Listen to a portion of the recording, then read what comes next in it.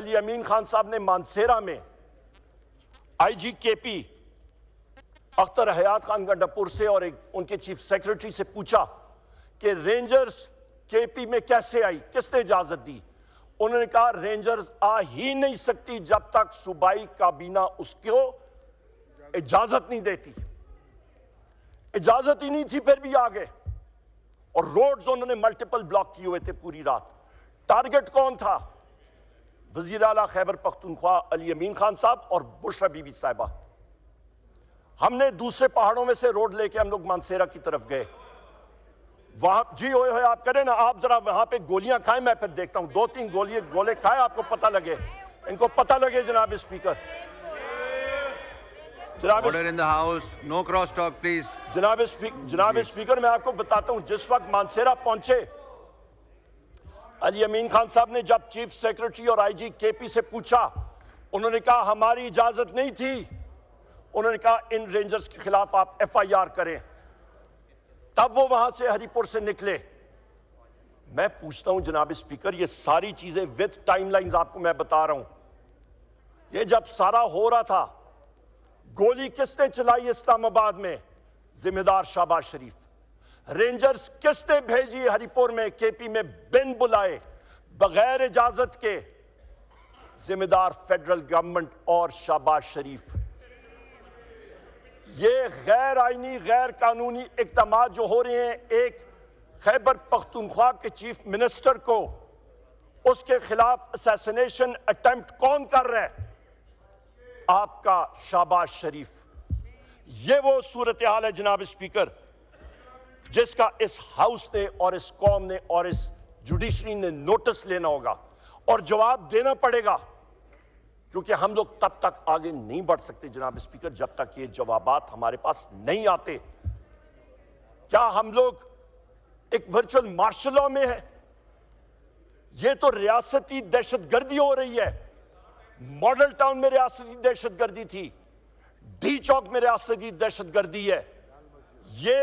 ये कब तक ये सारा कुछ चलेगा जनाब स्पीकर? क्या यही होगी? रियासत के हम सारा हिस्सेदार हैं। रियासत क्या होती है? मैं फिर आर्टिकल 7 आप पढ़ के देख लें। आर्टिकल 7 में आईन पाकिस्तान में वाज़े लिखा है, रियासत होती है मजलिस शूरा, जिसमें ये ऑगस्ट हाउस नेशनल असेंबली और हमारी सेनेट शामिल है, जिसमें फेडरल गवर्नमेंट शामिल है, जिसमें सूबाई हुकूमत शामिल है, सूबाई असेंबलियां शामिल हैं, जिसमें वो इदारे जो कि टैक्स नाफिज कर सकते हैं। बाकी सब के सब उनके मातहत रियासत के औजार हैं। वो अपने आप को रियासत नहीं कह सकते हैं, वो रियासत के औजार हैं जनाब स्पीकर। जब रियासत का एक फर्द रियासत के दूसरे फरीकैन पे हमला आवर हो, जिस वक्त प्राइम मिनिस्टर जो फॉर्म 47 का प्राइम मिनिस्टर है वो उठ के इसने तो सीट नहीं अपनी जीत, यहां पे मेंबरान जो हाउस है ये तो इनकम्प्लीट है। ये जब एक चीफ मिनिस्टर और एक छोटे सूबे के चीफ मिनिस्टर और एक हसास सूबे के चीफ मिनिस्टर पे असैसिनेशन अटेम्प्ट करता है जनाब स्पीकर, फिर वहां पे डेमोक्रेसी नाम की कोई चीज नहीं रहती जनाब स्पीकर। इससे पहले भी मैं आपको बता दूं, जिस वक्त हम लोग हजारा मोटरवे पे आ रहे थे, मैं वहां पे खड़ा था, टीयर गैस शेलिंग शदीद हो रही थी। वाज़े तौर पे टारगेट हुआ, एक टीयर गैस का राउंड आके छाती में लगा, दूसरा यहां पे गले पे आके लगा। इसका भी इंशाअल्लाह ताला हम लोग पर्चे करेंगे और इनके वुज़रा पे और इसके शहबाज शरीफ के ऊपर करेंगे और इनके एहलकारों पे इंशाअल्लाह ताला पर्चे होंगे जनाब स्पीकर। यहां पे आप आवे का आवा या बिगड़ा हुआ है, मैं आपको उनकी जिंदा मिसालें बताता हूं। मेरे 4 मुलाजमीन और 2 गाड़ियां, अभी उसकी मिसाल मैं आपको देता हूं। हरिपुर के अंदर से उनको उठा लिया जाता है और मुलाजमीन को 3 दिन बाद सेक्रेटेरिएट थाना इस्लामाबाद में उनके ऊपर पर्चा होता है। 2 गाड़ियां, 1 लाख रुपए नकदी, ड्राइवर्स लाइसेंस, चेकबुक्स, ये गायब अभी तक। मैंने उसी वक्त दूसरे दिन एप्लीकेशन दी इन साथियों को और अपनी गाड़ियों को बरामद करने की। एप्लीकेशन मैंने दी डीपीओ हरिपुर को कि एफआईआर आईजी इस्लामाबाद अली नासिर रिजवी के खिलाफ, उसके डीआईजी और एसपी के खिलाफ करें, क्योंकि उन्होंने मेरे लोगों को वहां पे गैर कानूनी तौर पे हरिपुर में से जाके अगवा किया और वो प्रूफ भी मेरे पास मौजूद है। उन्होंने जब यहां पे लाया, मैंने कहा इनके खिलाफ आप पर्चा करें, पर यहां पे फेडरल गवर्नमेंट की नेगेटिव इंटरफियरेंस इस हद तक है केपी के अंदर कि जो आपका आईजी खैबर पख्तूनख्वा अख्तर हयात खान गंडापुर, उसने हरिपुर के डीपीओ को ऑर्डर किया कि आपने इस्लामाबाद के आईजी अली नासिर रिजवी के खिलाफ, डीआईजी के खिलाफ, एसपी के खिलाफ आपने पर्चे नहीं एफआईआर लॉन्च करना। यहां तक इसकी इन्वॉल्वमेंट है फेडरल गवर्नमेंट की, जनाब स्पीकर। और क्यों? क्योंकि आईजी केपी को अपनी नौकरी पक्की करनी है। वो देख रहा है कि उसको कहीं पे अच्छी जगह पे ट्रांसफर आगे मिले या रिटायरमेंट के बाद उसको एडजस्ट किया जाए। इन चीजों को हम लोग कंडेम करते हैं जनाब स्पीकर। जी, ये वीडियो ना बनाएं, ये हाउस में कुछ रूल्स और प्रोसीजर्स हैं, प्लीज। जनाब स्पीकर, इस पे आपकी तवज्जो चाहता हूं जनाब स्पीकर। जनाब स्पीकर, अल्हम्दुलिल्लाह रब्बुल इज्जत के हुक्म के साथ वसीला वजीर आजम इमरान खान साहब बने के इस हाउस में भारी अक्सरियत के साथ हम सारे यहाँ पे इलेक्ट होके आए हैं। मैं अपने वजीर आजम इमरान खान साहब का मशकूर हूँ, इन साथियों का मशकूर हूँ जिन्होंने बैसियत leader of the opposition elect किया। जनाब स्पीकर, अडयाला जेल हम लोग जाते हैं, leader of the opposition in the senate, Sunni Ittehad council के हमारे चेयरमैन साहिबजादा हामिद रजा साहब, हमारे leader of the opposition Punjab assembly, बजाते मैं खुद, हम लोग हमारे स्पीकर असद कैसर साहब आज यहाँ पे मौजूद नहीं है, वो हम लोग वहाँ पे अडयाला जेल में पिछले महीने जाते हैं जनाब स्पीकर। पिछले महीने वज़ीर आज़म इमरान खान साहब से मुलाकात करने के लिए, और कोर्ट ऑर्डर्ड मुलाकात।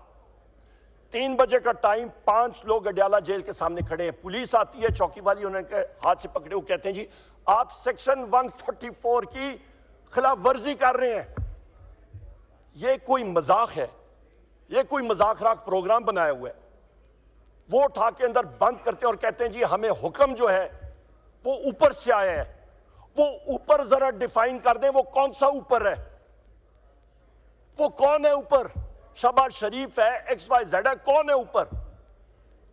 4-5 घंटे वहां पे हमें बिठाई रखा जनाब स्पीकर, और कहा कि जी हम लोग मजबूर हैं, हमें मालूम है हम गलती में हैं।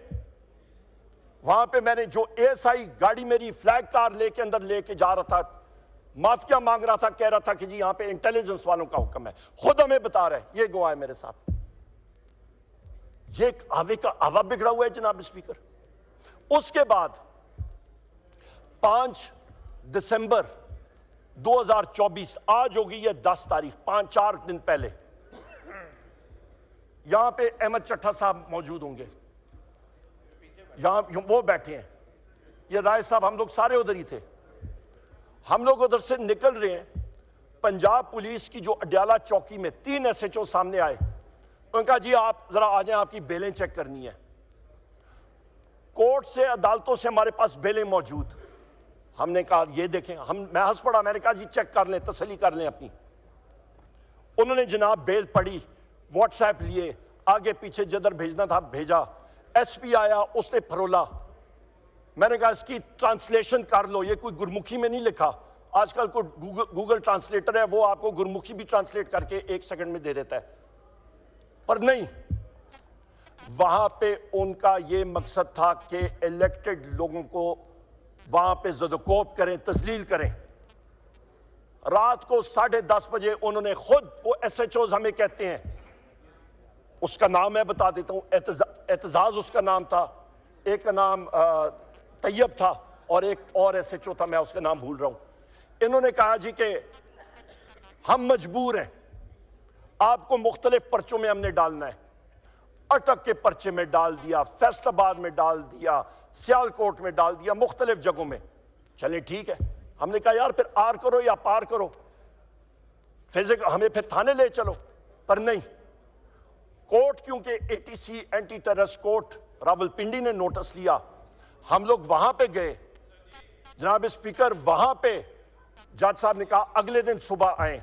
अगले दिन सुबह पेश होते हैं तो पुलिस को वो कहते हैं ये तुमने किया क्या है? Illegal confinement members of parliament की। जनाब स्पीकर, आपने हैसियत deputy speaker, speaker Ejaz Sadiq साहब ने, आप लोगों ने इस हाउस का ऑनर जो है वो अपहोल्ड करना है।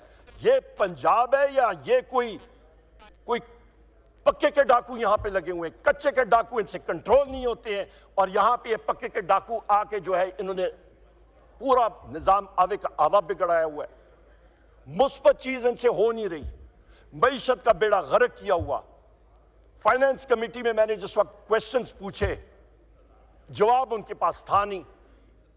मईशत का ये बड़ा खुश है कि जी रेमिटेंसेस ज्यादा हो रही हो। भाई उसका ड्रिल डाउन तो करो, जरा अक्ल इस्तेमाल करो। रेमिटेंसेस इसलिए ज्यादा हो रही हैं क्योंकि वजीर आजम इमरान खान साहब ने वो रोशन डिजिटल अकाउंट बनाया था, FATF कराया था, जिसके जरिए बैंकिंग चैनल्स के जरिए पैसे आ रहे हैं। और इस वक्त इंडस्ट्री आपकी ठप है। लोग अपना चूल्हा जलाने के लिए बाहर से अपने रिश्तेदारों से पैसे मंगवा रहे हैं। जनाब स्पीकर, रूट कॉज पे जाया करें। Economy is dead, large scale manufacturing dead है। ये वो हालात और वाकयात है जनाब स्पीकर। और उल्टा ये खुश हो रहे हैं कि जी महंगाई कम हो रही है। आ जाए मेरे साथ जनाब स्पीकर, किसी रेडी वाले से पूछे, किसी दुकानदार से पूछते हैं, इन साथियों से पूछते हैं, यहां पे आप सार्जेंट एट आर्म्स से पूछते हैं, सेक्रेटरी साहिबान से पूछते हैं, इन यहां पे आप अपने साथियों से पूछ लें कि महंगाई कम हुई है या ज्यादा हुई है, ये आपको बता देंगे। चुप करके उनसे पूछ लीजिएगा, आपको कान में बता देंगे। महंगाई कमर तोड़ महंगाई है, पर इनको क्या लगे? इनके तो सब कुछ बाहर। इनको क्या लगे? गरीबों को इनको परवाह नहीं। इनको क्या लगे? इनको तो एक चीज आती है कि ऑर्डर करें कि लोगों को गोली मारें। ये कन्वेंशंस और उसमें कह दें कि जी पॉपुलेशन बहुत बड़ा प्रॉब्लम है पाकिस्तान का। इनको एक ही तरीका कार मिला है कि गोलियां मार के पॉपुलेशन कंट्रोल करना। इनको सिर्फ यही तरीका कार मिला है दुनिया में। जनाब स्पीकर, ये हकायक है, इससे आदमी आंखें इधर उधर नहीं कर सकता। जनाब स्पीकर, हमारे वजीर आजम इमरान खान साहब क्या चाहते हैं? बार उन्होंने कहा है, वो शख्स जो कि आज जेल में गैर कानूनी तौर पे बैठा हुआ है, उसके खिलाफ कोई केस है नहीं। उनको इस्लामाबाद हाई कोर्ट ने बरी कर दिया था, पर हुकूमत ने उनको अंदर रखा हुआ था। फॉल्स केसेस उनके ऊपर डाले हुए हैं। हमारे जितने यहां पे साथी हैं, जितने, किसी के ऊपर साइकिल चोरी है, किसी के ऊपर मोटरसाइकिल चोरी है। ये शरफ अफजल खान मरवत साहब और मैं आज सुबह भी ATC अदालत में खड़े थे। वहां से मैं जा रहा था, मैंने कहा जी ATC अदालत इस्लामाबाद भुगती, आधे घंटे बाद ATC अदालत रावलपिंडी, उसके बाद 2 सेशन अदालतें इस्लामाबाद की। हर जगह हमारे खिलाफ केसेस, और ये आप कहते हैं यहां पे रूल ऑफ लॉ है। जनाब स्पीकर, ये मुल्क तब तरक्की करेगा जब यहां पे लीडरशिप स्ट्रांग होगी, जब यहां पे आईन और कानून की पासदारी होगी। जिस वक्त आपको राइट होगा कि आप आवाज बुलंद कर सकें बगैर किसी डर के आप पे 7.62 की गोली आके आपके सीने में लगेगी। ये लोग कहते हैं कि जी हमें ये बताएं कि कितने लोग शहीद हुए। मैं आपको बताता हूं, 12 हमारे साथी शहीद कंफर्म्ड, उनके जनाजों के फोटोग्राफ्स, उनकी मैतों के चेहरे मुबारक के फोटोग्राफ्स, उनकी तदफीन के फोटोग्राफ्स और वीडियोस हमने चलाई हैं। शेख वकास अकरम साहब थे और मैं था, हमने पेशावर में वो वीडियोस चलाई। उसके बाद 200 से ज्यादा, ये जरूरी सुन लें जनाब स्पीकर, 200 से ज्यादा हमारे लोग मिसिंग, मैं फिर रिपीट करता हूं, प्रिज्यूम डेड और शहीद, 5000 से ज्यादा अरेस्ट, सैकड़ों लोग जख्मी। कौन जवाब दिया जनाब स्पीकर? जिस मुल्क में यह हो रहा होगा, खाक की इन्वेस्टमेंट आएगी, कैसे मुल्क तरक्की करेगा? इसीलिए लार्ज स्केल मैन्युफैक्चरिंग को देखें, आपका डेड है, जीरो ग्रोथ, कोई इंप्लॉयमेंट जनरेशन नहीं। ये जनाब स्पीकर, आखिर में मैं कहता हूं कि ये जो हमारे साथी हैं इनको रिलीज ना किया गया, जो बेकसूर अंदर बंद है, और हमारा 9 मई का और सानिया 26 नवंबर 2024 डी चौक का सानिया, और जो हमारे पख्तूनों के खिलाफ जुल्म हो रहा है, इन चीज़ों की इन्वेस्टिगेशन एक जुडिशल इंक्वायरी या कमीशन के जरिए ना हुआ तो फिर हम मजबूर होंगे कि हम लोग पाकिस्तान में और बैनुल-अक़वामी दुनिया में हम लोग सिविल डिसोबीडियंस की मुहिम लॉन्च करें, और वो पुरअमन सिविल डिसोबीडियंस की मुहिम वो हमारा हक है, वो हम लोग लॉन्च करेंगे। उसमें मुख्तलिफ स्टेप्स हैं, वो हमने इन्यूमरेट भी किए हैं और वो जोर शोर से इंशाल्लाह होगी। बहुत बहुत शुक्रिया जनाब स्पीकर।